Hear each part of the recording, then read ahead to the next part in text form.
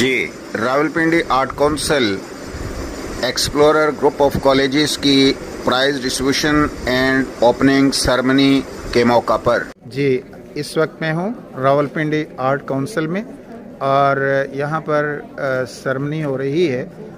एक explorer group of colleges की opening की सेरेमनी और प्राइज़ डिस्ट्रीब्यूशन है। और जी बेटे, आपका क्या नाम है? जी, मेरा नाम मोहम्मद वकास मुनव्वर है।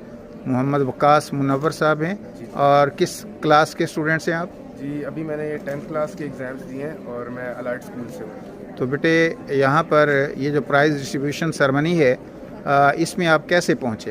ये एक्सप्लोरर ग्रुप ऑफ कॉलेजेस जो हैं, ये हमारे इनके जो प्रिंसिपल हैं प्रोफेसर बिलाल आज़ाद साहब, वो हमारे स्कूल में आए थे, तो उन्होंने हमें गाइड किया था कि उनका एक टेस्ट होगा ना स्कॉलरशिप के लिए। जी, तो उस टेस्ट में हमने हिस्सा लिया था, तो रिज़ल्ट अच्छा आ गया उसका, तो इस वजह से आज इस जगह पर